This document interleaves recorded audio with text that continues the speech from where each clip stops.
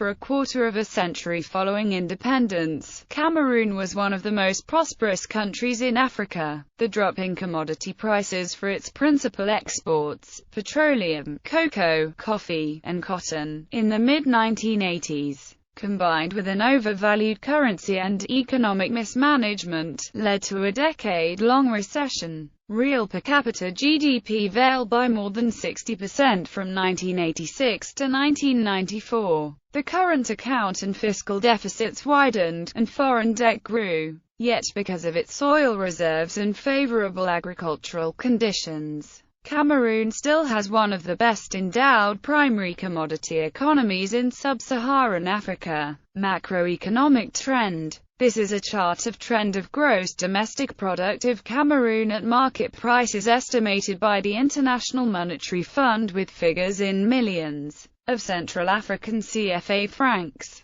The government embarked upon a series of economic reform programs supported by the World Bank and International Monetary Fund beginning in the late 1980s. Many of these measures have been painful. The government slashed civil service salaries by 65% in 1993. The CFA franc, the common currency of Cameroon and 13 other African states, was devalued by 50% in January 1994. The government failed to meet the conditions of the first 4 IMF programs. Recent signs, however, are encouraging. As of March 1998, Cameroon's 5th IMF program, a 3-year enhanced structural adjustment program approved in August 1997, is on track. Cameroon has rescheduled its Paris Club debt at favorable terms. GDP has grown by about 5% a year beginning in 1995. There is cautious optimism that Cameroon is emerging from its long period of economic hardship.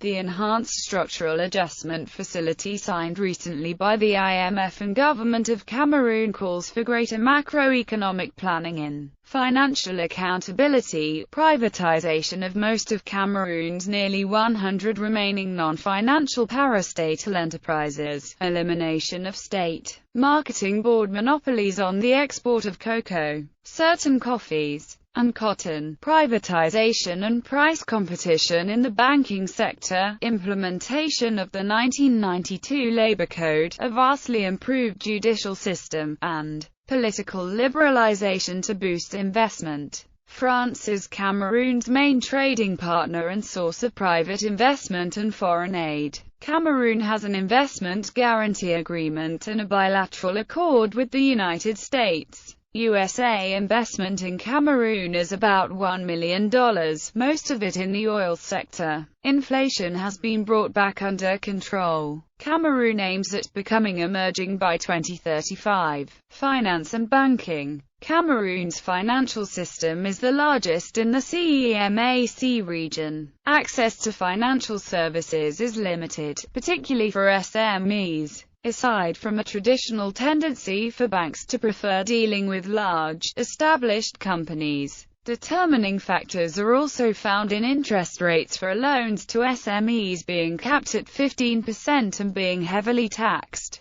As of 2006, bank loans to SMEs hardly reached 15% of total outstanding loans. Less than 5% of Cameroonians have access to a bank account. While the microfinance sector is consequently becoming increasingly important, its development is hampered by a loose regulatory and supervisory framework for microfinance institutions. The banking sector is highly concentrated and dominated by foreign commercial banks. 6 out of the 11 largest commercial banks are foreign-owned, and the 3 largest banks hold more than 50% of total financial system assets. While foreign banks generally display good solvency ratios, small domestic banks are in a much weaker position. The capitalization is well below the average of banks in the CEMAC region and their profits are close to 2%, compared to 20% for foreign banks in the country.